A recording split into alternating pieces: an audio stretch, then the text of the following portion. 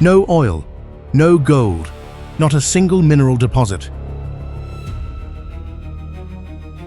No river, no freshwater lake, no farmland, fertile, enough to feed a community.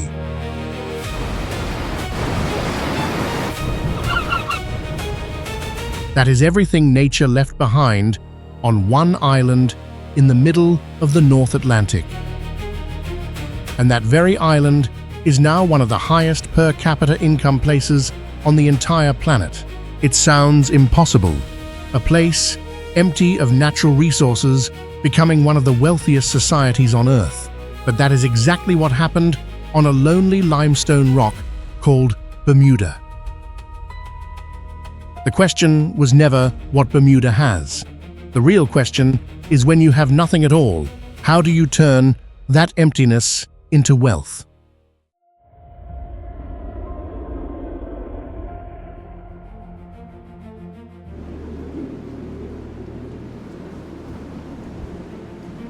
Long before any reinsurance contract ever existed, Bermuda already lived comfortably off a single industry: tourism.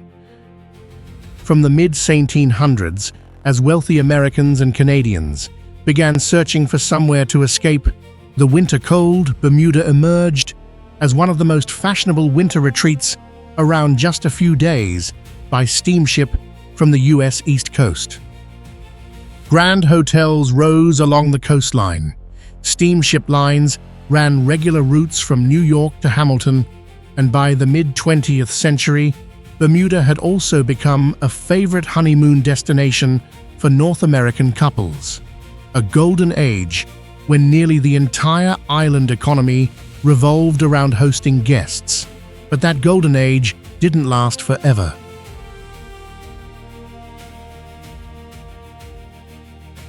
Starting in the 1960s and 70s, budget air travel exploded, and destinations that competed directly with Bermuda, the Caribbean, Mexico, Florida, began offering vacation packages at a fraction of the price, while Bermuda could barely lower its own. The reason was simple, and it loops right back to the core problem already at the heart of this story: an island with no resources to produce anything of its own, forced to import almost everything. Food, fuel, building materials meant the cost of running a hotel, a restaurant, or simply the cost of living for residents themselves always sat far higher than Caribbean competitors who could grow their own food or draw on cheaper labor. Over the following decades, tourist numbers to Bermuda steadily declined. Many of the great hotels from its golden age were forced to close or shrink, and the industry that had once fed the entire island began leaving behind a growing economic hole.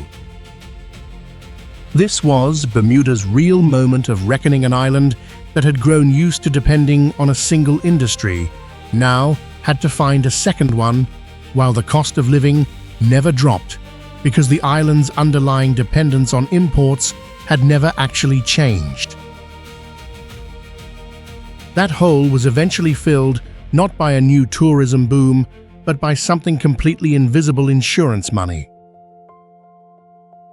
After Hurricane Andrew devastated the United States in 1992, triggering a global shortage of catastrophe insurance capacity, a wave of new reinsurance companies chose to set up directly in Bermuda to take advantage of its favorable legal and tax framework, an industry wave later nicknamed the Class of 1993.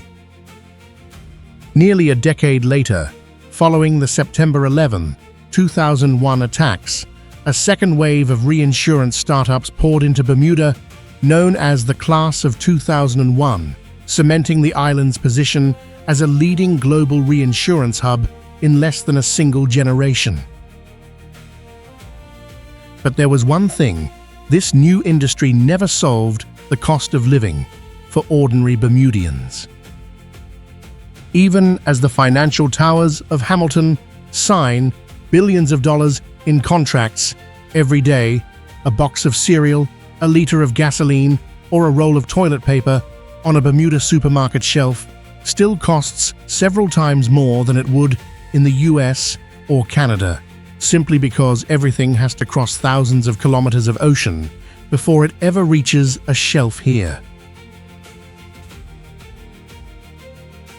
Renting an ordinary apartment in Bermuda today can cost as much as, or even more, than renting one in the heart of Manhattan, on an island where average wages, while high by global standards, still have to cover almost everything at import prices. This is the paradox we'll return to at the very end of this video.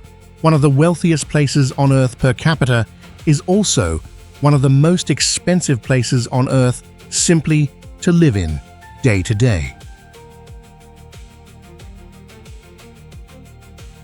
But to understand why this island became so entirely dependent on imports in the first place, we need to go back to the very beginning, to the rock Bermuda was born from.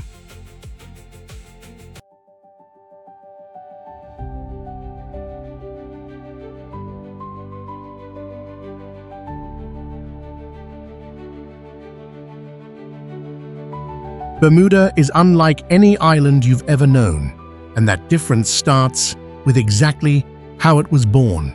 More than 4,300 meters beneath the floor of the North Atlantic lies the base of a massive volcano formed by a geological hotspot roughly 30 to 35 million years ago. That volcano went extinct long before any living thing ever called this place home. But its remaining summit continued to be shaped by the ocean for tens of millions of years afterward. Coral gradually grew around the ancient volcanic base, while shells and marine sediment accumulated layer upon layer, eventually forming a limestone cap nearly 60 meters thick, covering the entire island. This was the ocean's first gift to Bermuda, but it came bundled with a geographic curse capable of crushing any attempt at survival. Made almost entirely of porous limestone, Bermuda has no natural source of fresh water at all. No rivers, no lakes, no streams. And that isn't the only thing that makes this island unusual. Bermuda sits inside the Sargasso Sea, the only sea on Earth not bounded by land, but instead defined by 4 massive ocean currents circling around it. The most important of those is the Gulf Stream, carrying warm tropical water northward and keeping Bermuda significantly warmer than any other place at the same latitude. Thanks to that rare advantage, the surrounding waters are so clear that underwater visibility can reach 60 meters, and resilient coral reefs grow farther north here than anywhere else on the planet. But standing alone in the open Atlantic, Bermuda also sits directly in the path of the ocean's most powerful hurricanes. No resources, no fresh water, always in the path of storms. So who on earth would choose to live on a rock like this?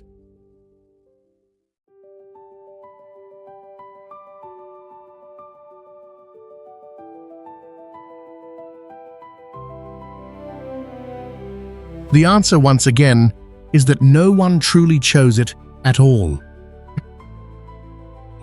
In 1609, a fleet of English ships left port bound for the Jamestown colony in Virginia, North America. The flagship, named the Sea Venture, was caught in a violent storm in the middle of the ocean. To avoid sinking outright, the crew was forced to drive the ship directly onto a submerged reef, and that reef was Bermuda. The survivors washed ashore, and the first thing they discovered wasn't a tropical paradise, but a cold reality. The island had no rivers, no lakes, no natural source of fresh water whatsoever. It truly was nothing more than a lonely limestone rock in the middle of the ocean. Yet it was from that very starting point that one of the greatest stories of survival and prosperity in human history began. For nearly a year, the shipwrecked group built 2 new ships entirely from the island's native cedar to continue their journey to Virginia. But a handful of them chose to stay behind, not because the island promised them anything, but because they had no choice left except to learn how to live with whatever this land had to offer. By 1620, just 11 years after the wreck, Bermuda already had its own parliament and had become a self-governing territory, one of the oldest continuously operating legislatures on Earth. So the next question is, with nothing to start from, how did these people turn that emptiness into the foundation of an economy?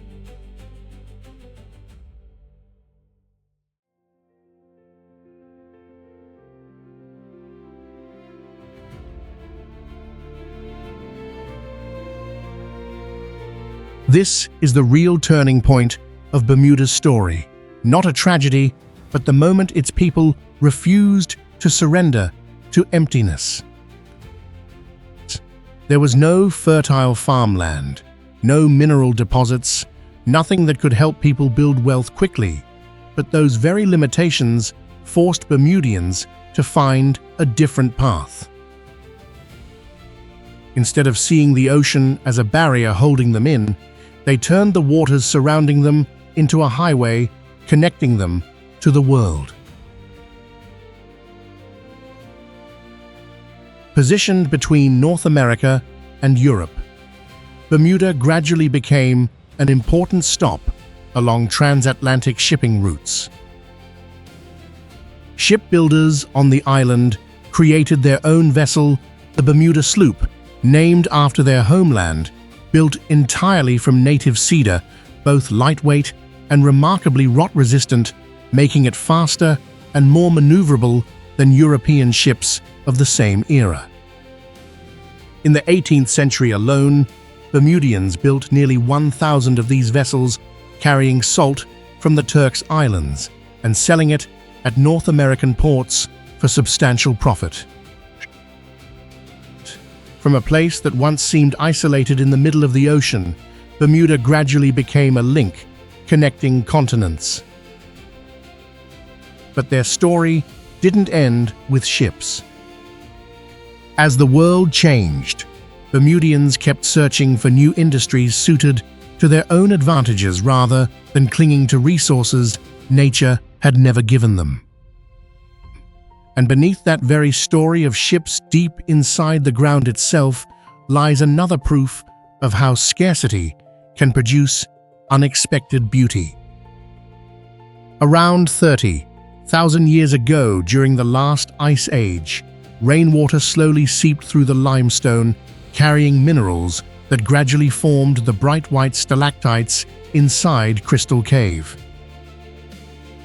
Today, sparkling crystals, ancient stone columns, and a crystal-clear underground lake reflecting the light have turned this place into a world that seems to have come straight out of a fairy tale, built entirely from the one resource Bermuda has always had in abundance: time, rainwater, and limestone. That proves something important. Sometimes, prosperity doesn't begin with possessing abundant resources, but with the ability to recognize the value of whatever little you already have. So on an island where people once had to build their own ships just to survive, what does daily life for today's 64,000 residents actually look like?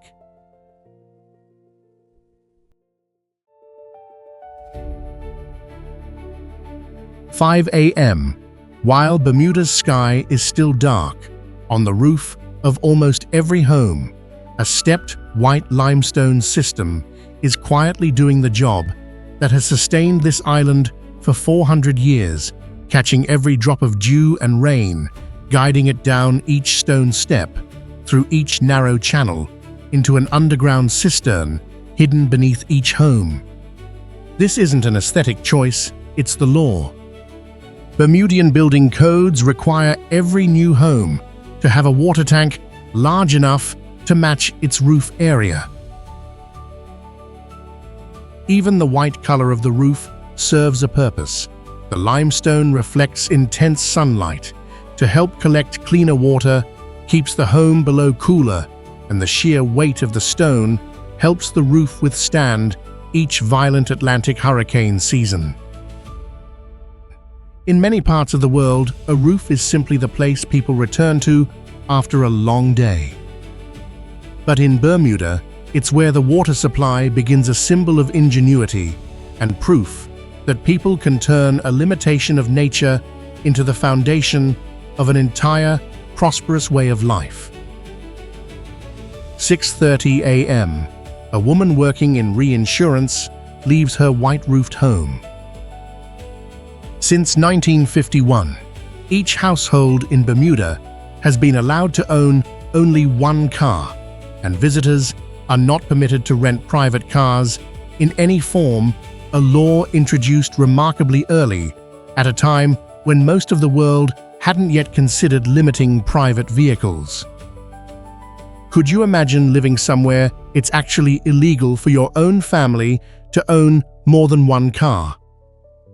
As a result, the most familiar sound on Bermuda's narrow roads isn't the roar of car engines, but the soft hum of scooters weaving between the trees, mixed with the horn of a ferry carrying passengers across water so clear it almost seems transparent. 7:16 a.m. The ferry glides through waters belonging to the Sargasso Sea, where underwater visibility can reach 60 meters, and coral reefs grow farther north than anywhere else on the planet, thanks to the Gulf Stream's warm current. 9 a.m. in Hamilton, Bermuda's only capital. No building is allowed to rise higher than the tower of the city's cathedral, keeping the island's entire financial district low-rise, painted in soft pastel colors, just steps from the shoreline.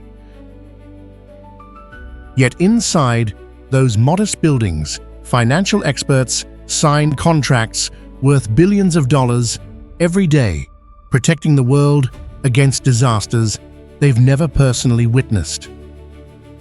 At lunch, people eat grilled rockfish, or Bermuda's signature fish, chowder, seasoned with a fiery pepper liquor called sherry peppers, a condiment found on almost every table on the island. On the streets of Hamilton, one of the sights that surprises visitors most is how Bermudian men dress for work, a dress shirt tie and formal blazer paired with knee-length shorts and high socks. These are Bermuda shorts, which originated in the late 19th century when British military officers stationed on the island asked to have their trousers shortened because of the unbearable heat. By the 1920s, Hamilton businessmen had adopted the style, and local tailors later standardized it as formal office attire. Today, Bermuda is one of the few places in the world where shorts are accepted as formal office wear for men, worn not only by office workers, but by businessmen, government officials, members of parliament, and even Bermuda's own premier, regularly seen in shorts paired with a shirt tie and blazer. An outfit that sounds almost impossible has become a symbol of elegance and a distinctly Bermudian identity. 6 p.m. Gombe drums begin echoing through the streets. Dancers in vividly colored costumes, towering peacock feather headdresses, their faces hidden behind masks, creating a performance unlike anything found elsewhere. Gombe was created by enslaved Africans as a way to preserve their artistic voice in the face of hardship. The mask wasn't originally worn for decoration, but to hide the dancer's identity from slave owners who viewed Gombe as a threat to the social order, to the point that at times the dance was permitted only once a year or banned outright. Today, Gombe no longer needs to hide it, has become the community's way of openly preserving the memory and pride of its origins. 9 p.m. during hurricane season from June through November, Bermudians check the weather forecast before bed as a matter of routine, not fear. So what actually turned this resource-empty rock into one of the most effective wealth-generating machines on Earth?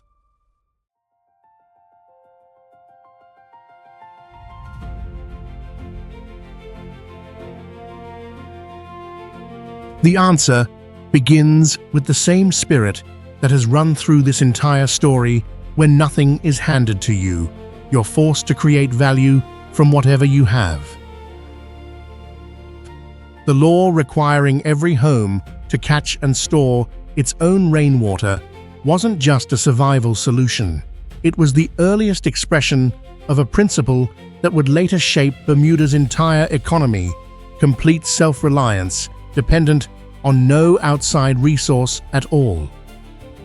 That very spirit of self-reliance, forged over centuries with no fresh water, no farmland, no minerals, became the philosophical foundation for an extremely business-friendly tax system. No corporate income tax, no direct personal income tax. Its position between North America and Europe, together with its long maritime history dating back to the Bermuda sloop, helped the island build credibility and become home to numerous international insurance companies. Today, this small island accounts for more than a third of the global reinsurance market, provides more catastrophe reinsurance to American insurers than any other jurisdiction, and manages assets worth approximately $1.5 trillion. An island that once had to learn how to preserve every drop of rainwater to survive each dry season has now become a place that helps the entire world confront enormous risks, a form of wealth invisible to the naked eye, never dug from the ground, yet powerful enough to sustain an entire country. This is Bermuda's greatest paradox: not wealthy because of what nature gave it, but wealthy because of exactly what nature took away.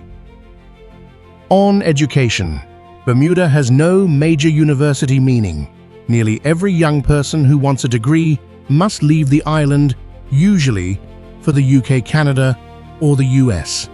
A detail we'll return to in the challenges ahead.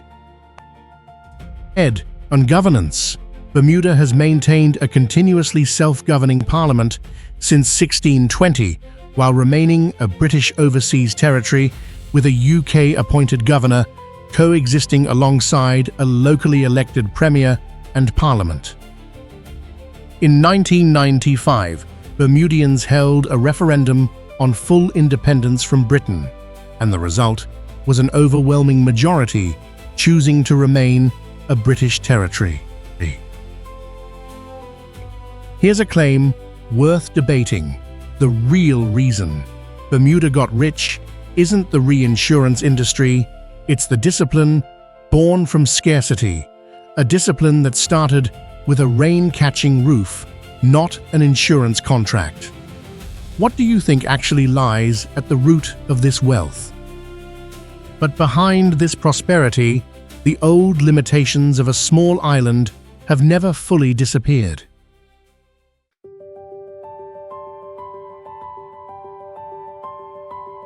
For those born and raised here, Bermuda has never been just a small dot on a map.